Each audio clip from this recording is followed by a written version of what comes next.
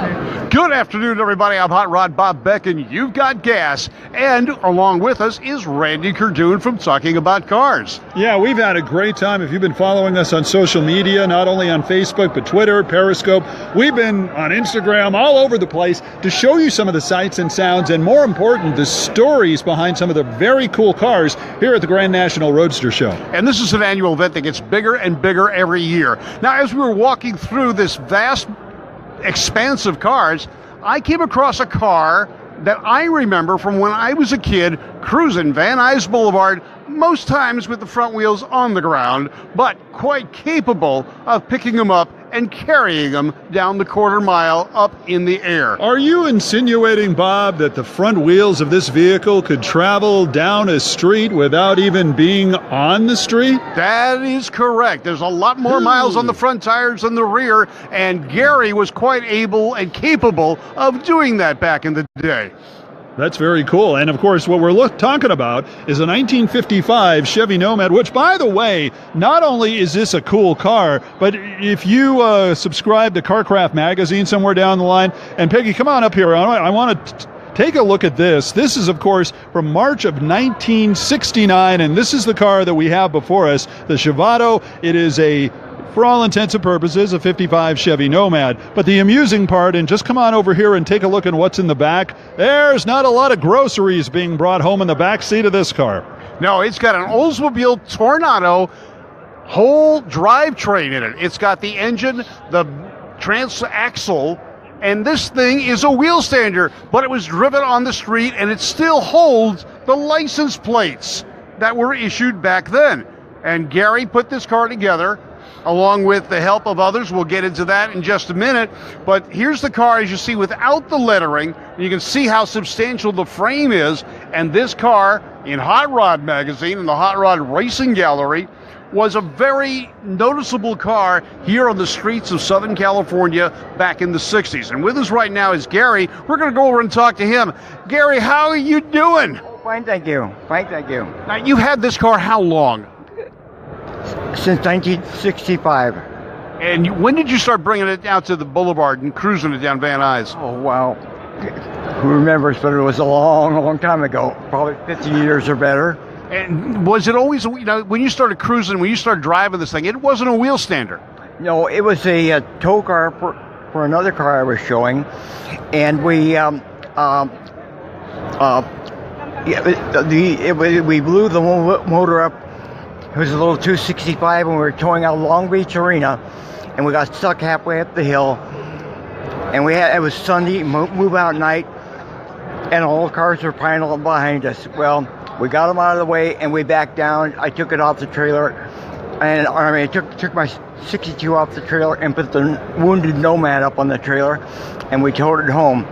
And I switched over to 327s, and that didn't work either. Come to find out, well, in 3 weeks it blew 3 different 327s, but I think that was from street racing. And oh no, not that. Don't tell anybody. But anyway, I told my crew chief, Dino, is back there. He's back there. I told him, I said, Dino, this car does not like small blocks. So he says, well, what do you want to do?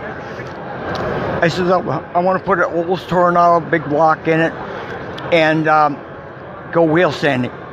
And go wheel standing as far as we can run. So we built it and we did it. And the first time we took it out the track, which you see right behind you on the center spread of Hot Rod, we'd run earlier in the day. I called Steve Gibbs and I said, Steve, can I bring the car out and run it? Because he was manager of Irwindale at that time. And he said, sure, Gary, bring it out. And so I did, and I drove up on the line up there, and Steve says, okay, here, let's see what this car does. Okay, so I brought it up on the rear wheels, took it 1,700 feet, straight as an arrow, there was no steering brakes in those days, so we had to do it with tire pressures. So straight as an arrow, 1,700 feet, I got back up to the line, and Steve says, Gary, I want you to bring this car out here tonight and run it in front of a crowd. I said, sure. So we did. We went out and repeated the whole thing there. But I didn't know it, but there was a young man crowd by the name of Don Green, who was a freelance photographer for Peterson at that time. And he called me the next day and told me, says, Gary, I sold a picture to Hot Rod magazine, and they're going to use it in this September issue of Hot Rod. And what guy doesn't want his car in the center spot of Hot Rod? True that. And so then follow up in March of '69, it came out on the cover of Carcraft. Then it was all lettered and striped. But this car has been a pure joy for not only me, but for my crew members, for all their families involved, and everything else. And who'd have thought back in the '60s that we would still be playing with this car, today. And although my friend Larry owns the car now, I still do everything with the car I did before, except Larry gets to pay the bills. So that works out good. And you talk about in the '60s, and I remember I wasn't necessarily a friend of yours, but I was just one of the kids on Van Nuys Boulevard oogling the car as it went down the street, and that's where I first saw it. And then I saw the pictures. Now, if I remember correctly, you had one hell of a handlebar mustache. Yes, I did. It was like out to here, and when it was waxed out, otherwise it was coiled up and ready to strike. Yeah, and if I remember correctly, the photograph I saw, you were sitting on the tailgate of the Chevado, and you had your legs crossed, and the mustache was just prominent. Well, yeah, that's what happens when you wax them and stuff. You got to get that hair out of your face, otherwise it hangs down to halfway down your chest. Well, I was curious though, when it comes to those interesting mustaches, do you encourage other people, and do you have a bit of wisdom as to some suggestion to offer for those who want to try that? Yes, I would say try it, but the thing is, don't do a handlebar mustache, because that's a lot of responsibility. A lot of responsibility. That's a lot of responsibility. Fathers want to come after you. Boyfriends want to come after you. Your wife wants to come after you. And but no, it was fun. I take life as it comes, and what I try to do is have as much fun as possible. And if you can't have fun, life isn't worth living. That's it, and we're glad that you're here. Now, we're going to talk a little bit to Larry and with your crew chief and find out a little bit more about this car. All right, Larry, you are the current owner of the car. We had you on GAAS just a few weeks ago. Tell me about your experience with this car and why you wanted to get this car. I walked into Gary's garage not knowing that Chevado was actually his car. I saw it, fell in love. I'm a Nomad guy anyway. My uncle trained me that Nomads were fantastic. We started talking about the car, and it was several years before we got to the point where, okay, Gary, I'm going to buy a car. And he's like, why don't you buy this car? And it was an amazing, his wife almost hit the ground. She was blown away that he was finally getting rid of the car. He's like, Gary, people have been trying to get Chevado from you for decades. I can't believe you're offering to sell it. And he's like, Larry's a friend of mine, loves the car. He's local, so I can have visitation rights. And he's the only guy I know crazy enough to do 150 mile an hour wheelie. That's a great assessment of my mental state. All right, now the other thing too is you've assembled to this weekend the people that were responsible for putting this car together originally. Why don't you tell us a little bit about them? That's correct. We originally planned to get as much as the original crew together as possible, so I brought Gary over from Arizona. We got a hold of Dino Dionisio, who was the crew chief builder of this car, just an astronomically good engineer. He built this car from the ground up, and it's never had a single issue on the strip whatsoever. It's just ran beautifully, flawlessly, in fact. And then we got a hold of Manuel Reyes, who did the paint, and he actually is in the show today. So we had to track him down all the way over at Building 5. And we got a hold of him, and I'm in current negotiations with him to repaint the car. He is fantastic. He is just an artist of the highest caliber. All right, well, let's talk to him now and get his input on this. And what we can do now. Talk Randy, to Manuel here, who yeah. he, of course, is the responsible guy for putting all the graphics on this. And you may have seen when we were showing you the car earlier on the magazines and all that, and also especially, well, let's see, it wasn't on Hot Rod, but it was over there on the Carcraft magazine cover. You were the one responsible for the Chevado. So, well, first, for the graphics on the Chevado. When you first saw that car, what was your thought? It was insane because everything else was lowered at the time, and his was lifted, and I think we did awesome wheel stands in the streets in the city of Monrovia.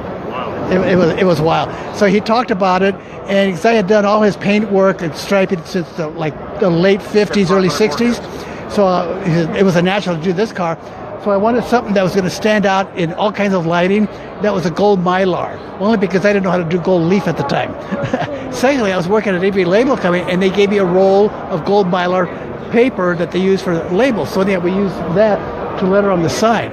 And I just did like 20 by 24 tissue for the design, and later. When somebody comes to you with a car like this, do they pretty much tell you what they want, or do you look at the car and try and figure out some sort of design? It's normally a mutual thing. Okay, that's where you trying to go. Okay, here's what I suggest, or sometimes I just say, just do it.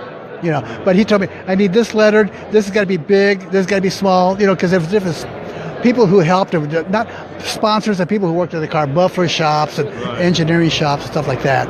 When it comes to a car like this, is it easy? I mean, you seem to have a lot of space to put up graphics and stuff. It's a blank canvas to me, especially this car.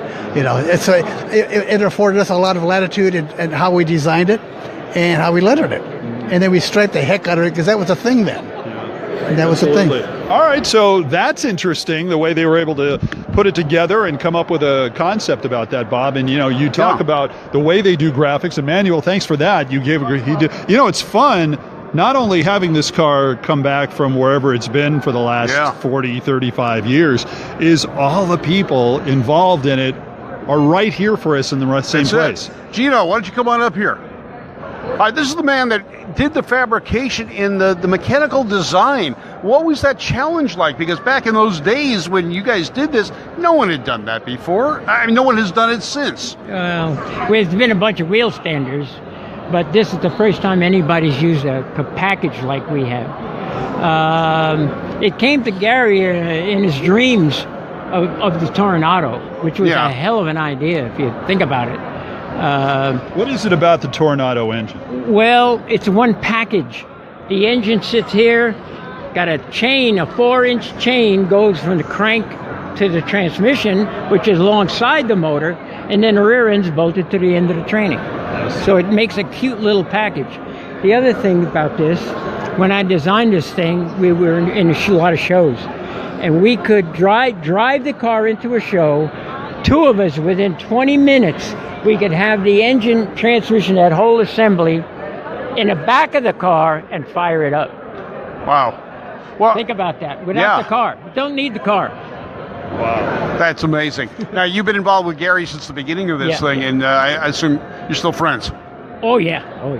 Did you guys build any other projects together? Nope. I had a Oldsmobile. I put a 350 Chevy in. I mean, a E-Type Jag. Oh, okay. That was my next one after this. So you had the Oldsmobile and you put an E-Type Jag in it, or the other way around? I put a 350 Chevy in an E-Type. I see. Okay. All right. Well, that makes some less oil usage because you went from 12 quarts to 5 quarts. Exactly. Well, more reliable, to be honest, too. Yeah, totally reliable. Yeah. And we ran that E-Type in Italy 3 times. Italy? What kind of racing? Tazio Nuvolati. A rally. Oh, okay. I don't know if you guys ever heard of Tazio Nuvolati. No, I can't say I did. Famous race driver from about the 50s or 40s back. Yeah. Varzi is another name that he ran with, but And you still got the jacket from then, huh? This jacket is about $5,000. Wow. It cost us $10,000. We had to buy 3 different policies, insurance policies. We had to ship the car. and then and the insurance while we were driving in Europe. Oh, wow. So if I understand you correctly, you went to Italy and all you got was this lousy That's all I jacket. got with this lousy jacket. All right, hey, Dino, thank you very much. We're going to get a group photo of everybody that has been involved in this car together. Larry, Gary, and Come on Mr. over here. Reyes, come on back over here. We're going to close off this segment with the group that was responsible for putting together the Chevado car back in the 1960s. They're still together after all these years. Now, did they make mention of the website? No, Chevado, we got to I get believe it's Larry. Chevado.com, Larry, what's your I website? My website is www.chevado.com. I have the full history of the car, the build, some of the pictures of when it was running, and what I'm doing lately. I've even thrown in a couple of videos of it running in its current state. All right. I think you Why don't need to come be on- over here, so I'll Let's get everybody together here, and we'll take a group shot. Everyone that's been involved It's with the all car. Gary's he's doing limbo, and let him be in the middle. I'll just sit there and, I'll tell you what, come on out here, well, wait. there we go. There you go. All right, here is the whole group involved with the Chevado from the start to the finish, except Somebody for take the a lovely picture. lady. She's new, she's window dressing, but I'll tell you, it looks like Yeah. it fits the car. All right, ladies and gentlemen, thank you for watching. You've got Gas, the great American auto scene, and talking about cars with Randy Kerdoon at KNX 1070 and radio.com. We'll be talking to you later on. We've got more interviews, more cars to look at. We're at the Grand National Roadster Show in Pomona, California, the largest, most prestigious show on the West Coast, and you are here with us. Take care now.